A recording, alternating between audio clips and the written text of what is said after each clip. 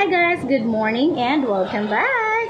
Ito pong muli si Lorna Hermosillia at magpahinga po muna si Inday sa pagluluto. Ang magluluto po muna sa atin para sa ngayon ay si Mister. Kaya magluluto po si Mister ng sinigang na liempo.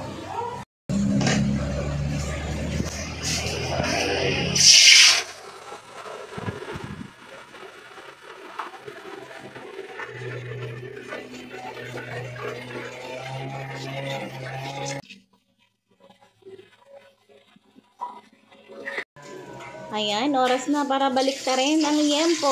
OMG, ingat-ingat lang at mga tumatalsik talaga naman. Talita, tatalsik mo. Ayusin mo pati pagtakit kasi o. Napasin ako.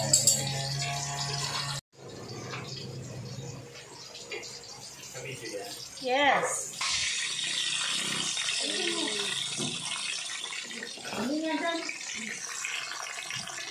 At pagkatapos ng ilang minuto, pagbakbakan dito sa pagluluto ng liempo. Luto na nga po. Oras na para hanguin. O, diba? So juicy. At so crispy ng ating piniritong liempo. Wow. Lutong-luto.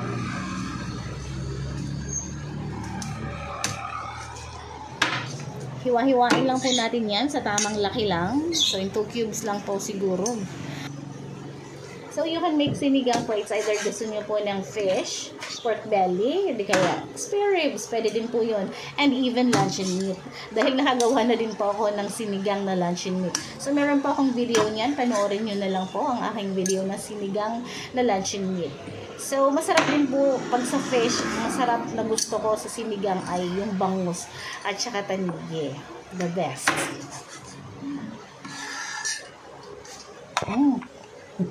Parang ang sarap na po magpapak nito, no? Ano pong gusto yung sausawan para dito? Sa akin po ang masarap na sausawan dito ay toyo na merong kalamansi. Tapos may kaunting sili lang. Hindi ako mahilig sa gaanong manghang. O di kaya pwede din po yung magic seasoning, di ba? Ano nga ba yung seasoning? Original flavor, pwede din pong spicy flavor. O di kaya Mang Tomas.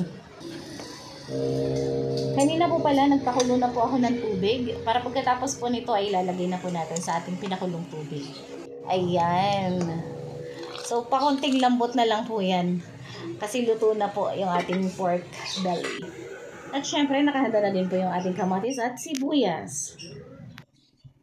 Wow, it's perfectly boiling. So, ilagay na po natin yung ating kamatis at saka yung ating pong sibuyas. So, after this po, itatapon po muna natin at pakukulan po natin ng about 5 minutes lang. So, while nagpapakulo, gayatin po muna natin yung ating ibang gulay. Yung kulong na ito ay...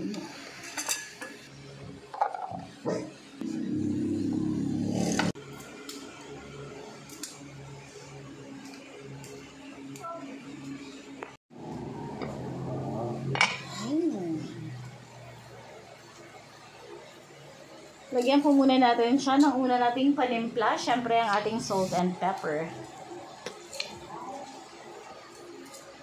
Ang ginamit ko pong pampaasim dito ay sinigang mix lang.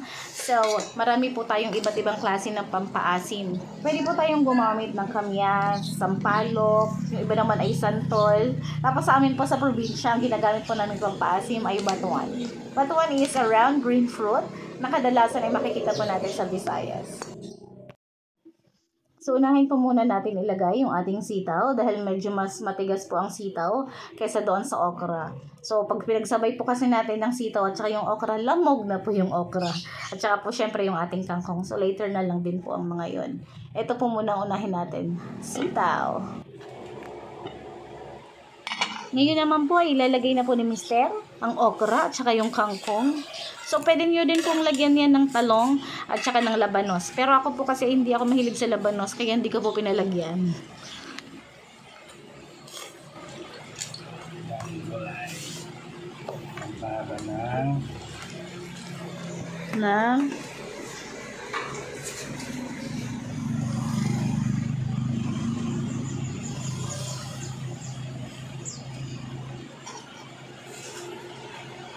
Alright. Alright. Ayan, luto na po yung ating sinigang. So, bakit nga ba po tayo mga Pinoy ang hilig-hilig natin sa sinigang? So, bukod po kasi sa adobo, ay favorite din po natin ang sinigang. So, it's maybe because madali siyang gawin. Tapos, yung kanyang mga ingredients, katulad ng mga gulay, ay hindi mahirap hanapin. Meron tayong tanim nito sa ating mga bakuran. Mabilis lang po ito bilhin. Lalo na sa palengke dahil it's always available naman. At ayan na nga po, hinainan na po tayo ni Mister ng isang maasim at nakakakilig na sinigang.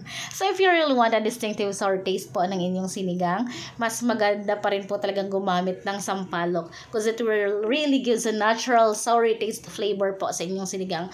And if kung ayaw nyo naman po ng masyadong maasim, pwede po kayong mag-add ng fish sauce if you want.